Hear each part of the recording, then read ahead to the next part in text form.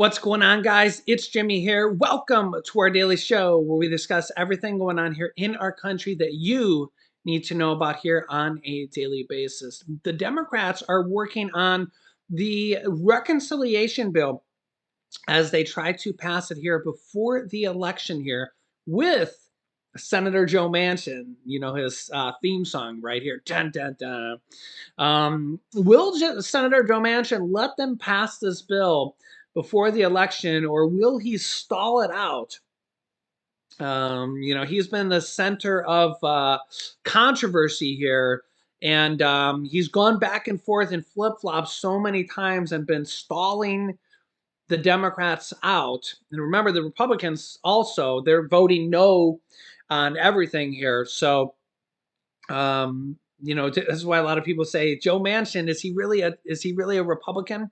So the Republicans vote no on everything, and the Democrats are basically reliant on Joe Manchin because they need 50 votes if they go the reconciliation route. So here's kind of the details of what is going forward here on this. Okay, number one, Democrats rev up high stakes final push to lower prescription drug pricing. This would be for the whole country and would lower prescription drug prices for potentially over 100 million Americans. And Senator Joe Manchin says he's on board with this. We will see. Here's the details on this. Senate Democrats are making a high stakes final push to get legislation to lower prescription drug prices over the goal line. This would also help lower not just prescription drugs, but actual health care, the premiums of your monthly payments, and Medicare Part B, probably as well. While much of President Biden's original economic package, from climate measures to higher taxes on the rich, has been stripped out by Senator Joe Manchin, although he went back on that and said, well, I didn't say that. So some of that is up for debate. The party is trying to salvage a major measure to lower the cost of prescription drugs that Manchin said he would back. We'll see, right? You know how Joe Manchin is. The bill, which could get a Senate vote in the next 2 weeks here, would allow Medicare to negotiate lower prices for the whole country. It's not just for Medicare. Medicare would just be the government organization that would do the negotiating. For some prescription drugs, for the first time, a goal Democrats and really some Republicans here before Democrats controlled all of Congress have been pushing for years. It appears that Democrats have the votes to pass the measure without any GOP support, aka Republican support. But a range of obstacles loom in the final stretch. Republicans and the powerful pharmaceutical industry are fiercely opposed to the measure. It's strange that the Republicans are teamed up with the pharmaceutical industry, but you can let me know your thoughts here on that. With a razor-thin margin in a 50-50 Senate, the absence of any Democratic senators due to the pandemic or any other reason could throw off the party's plan. I guess that means due to testing positive for the virus. And remember, Senator Joe Manchin just tested positive for the virus. And also, the Senate doesn't have a virtual voting plan like the House does. The House, you can vote virtually. The Senate decided that they didn't want that. Remember, you needed Republican votes to pass anything. So the Senate, you have to physically be there in person to vote. Why that is in today's day and age is unbelievable. They can't just vote on a Zoom conference. I don't know. Still, the possibility of passing Medicare drug pricing negotiation is giving Democrats something to point to after much of their sweeping agenda has fallen overboard. Senate Majority Leader Chuck Schumer says Let me say this. We are excited about doing prescription drugs. This is something we've waited for a very long time, and it's going to be a major, major accomplishment to help many people bring down inflation. The issue polls extremely well with voters, which could give Democrats a much needed jolt ahead of the midterms and Biden's lagging approval ratings. A Kaiser Family Foundation poll in October found that 83% of the public supports allowing Medicare to negotiate lower drug pricing, including 71% of Republicans. This is why I don't understand why all the Republicans would want to vote no on it then and side with the pharmaceutical companies. You let me know your thoughts here in the comments, but the core of the bill would allow Medicare to negotiate lower pricing for 10 drugs per year starting in 2026 and 20 starting in 2029. The measure is significantly scaled back from earlier drug pricing proposals, though after Democratic leaders struck a deal with a group of moderate Democrats, including Senator Kirsten Sinema and Representative Scott Peters from California. Under that deal, Medicare negotiation can only apply after a drug had been on the market for a certain number of years, 9 years for many drugs and 13 years for complex biological drugs. Still would be better than no negotiation of prices, which is how it is now. The bill would impose a steep tax of up to 95% on drug companies that refuse to come to the table and would impose a ceiling that the negotiated price could not rise above. Features that critics have used to argue that the bill is really just price controls rather than negotiation, which again, right now we have nothing. So other provisions would prevent drug companies from raising prices faster than the rate of inflation, again, which is good, beginning this year, and cap out-of-pocket drug costs for seniors on Medicare at no more than $2,000 per year starting in 2025. It sucks that it's 2025, but again, still better than nothing. And $2,000 per year would be a total of 2,000 divided by 12, about $166 per month. Again, a lot better than what we have now, where there's no cap. Asked if there's political risk in opposing provisions to lower prescription drug prices, Senate Minority Leader Mitch McConnell says, well, I think everybody can make the decision for themselves, but outlined his opposition to the measure, warning it could lead to less innovation and fewer new cures. He says, my own view is socialist price controls are not the way to get a healthy pharmaceutical industry. They produced a modern medical miracle with 3 highly effective vaccines in less than 1 year. This is a remarkable American success story, our pharmaceutical industry. Well, remember, I get what he's saying there, but those vaccines are available all around the world, not just in the United States. So it's not like we're the only ones benefiting from it, even though we've spent billions of dollars funding them. Those vaccines are available for all their countries. It's not like they're only available here. And they're raking us over the coals here. Check this out. You could see this article here from last year, so it could be even worse now. Prescription drug prices in the United States are 2.56 times, so 2.5 times more than those in other countries.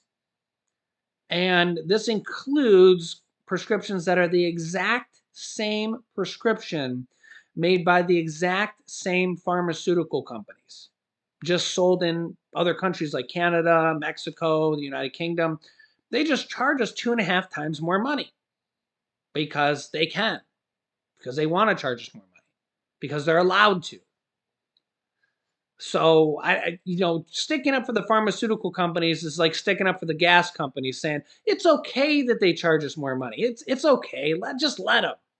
If you want the pharmaceutical companies to continue to make billions and billions and billions and billions of dollars and more money, it's like saying the gas companies just let them continue to make tens of billions of dollars more while gas is at 4.50, $5 a gallon in California, $6 a gallon. It's okay. I know that they've tripled their profits, over last year. It's okay. Let them make more money and distribute the money to the shareholders. It's okay. Let them get away with it. Like, who says that? Does the average person say that when 60% of Americans are living paycheck to paycheck and 50% of Americans retire with no retirement savings? Do you think that the average American is thinking that? No, Mitch McConnell's thinking that because he's worth an estimated $150 million. Of course, Mitch McConnell would say that. Do you think 60% of Americans are saying that when they retire with no savings? All they have is Social Security? I mean, just some of these politicians are out of touch with the average everyday Americans. Yeah, the average everyday Americans want to see lower prescription drug prices. The average everyday Americans want to see lower gas prices. They don't want to see the money go to gas companies. They don't want to see the money go to prescription drug prices. They want to see lower healthcare costs. They want to see lower gas costs. They want to see lower food costs. They want to see lower costs on anything that they pay for, if possible, if it doesn't cause other problems, right? And if the companies are already making billions and billions of dollars more than they should, if they're already charging us 2.5 times more than any other country in the world for the exact same prescriptions, there's probably a problem there. It's probably realistic that they're gouging us to the hilt. One of the other thing here is to an Obamacare fix, which is going to raise prices on millions of Americans here because there's a policy set to expire here. Yeah, a 2-year extension of the ACA, the Affordable Care Act, commonly known as Obamacare. Democrats are seeking to keep in place increased financial assistance for people who qualify for subsidized health insurance under the ACA. The premium relief was offered as part of the American Rescue Plan, the last stimulus package enacted in 2021. But it's set to expire this year, which would result in a stark premium increases for millions of people unless Congress acts. And this is, again, one of those things that, for political reasons, not for reasons of helping the people, and again, I'm not picking sides here, but it's just a political system that we have right now. Probably if it just went to a standalone bill, all the Republicans would vote no, and all the Democrats would vote yes, just because we have an election coming up, and that's just kind of the way our system is. Republicans would all vote no, Democrats would all vote yes. They wouldn't actually do it to help the people. They're probably going to need to pass this through the reconciliation process, or else millions of people are going to have to pay more because this provision is expiring. Yeah, as you can see here, health premiums will rise steeply for millions if rescue plan tax credits expire. The Center on Budget and Policy Priorities. Temporary enhancements to the premium tax credits included in the American Rescue Plan, the last stimulus package, have played a critical role in helping more people afford health coverage in the Affordable Care Act. This is one of those stimulus benefits that a lot of people don't realize was passed. It's not a stimulus check, but it is saving people money every month. So it's a stimulus provision that's out there still saving people money. But the enhancements are set to expire at the end of this year. If Congress does not act this summer, the large majority of 14.5 million people who signed up for the marketplace coverage this year alone, including those in low and moderate income households, will either lose their coverage completely or pay much more for premiums in 2023. So almost 15 million people who signed up for marketplace coverage this year.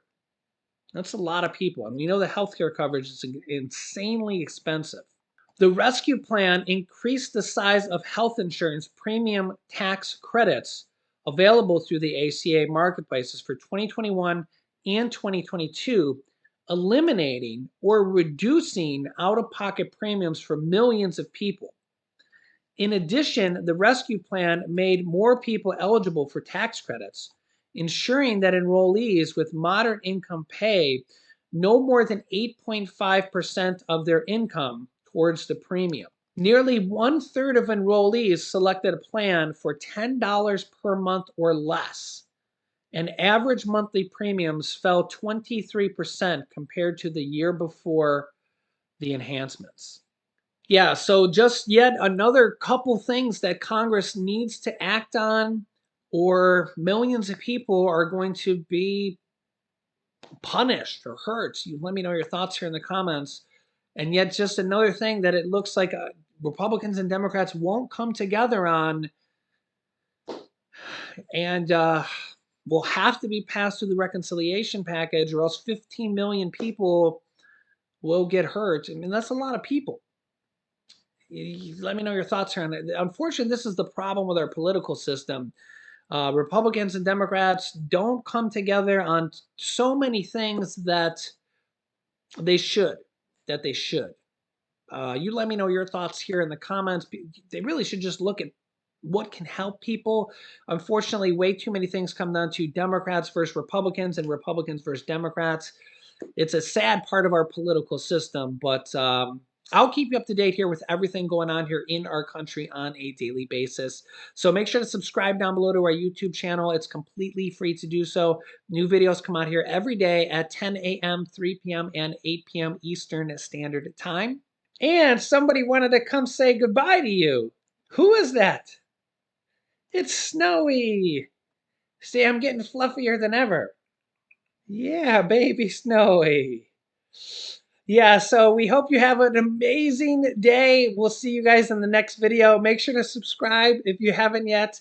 And you can click this video up here for our newest video next. And you can click over here to see my next video on Social Security payments coming out and a $2,400 raise, the newest details on that. Thanks for watching, guys, and I will see you in the next video. Bye-bye.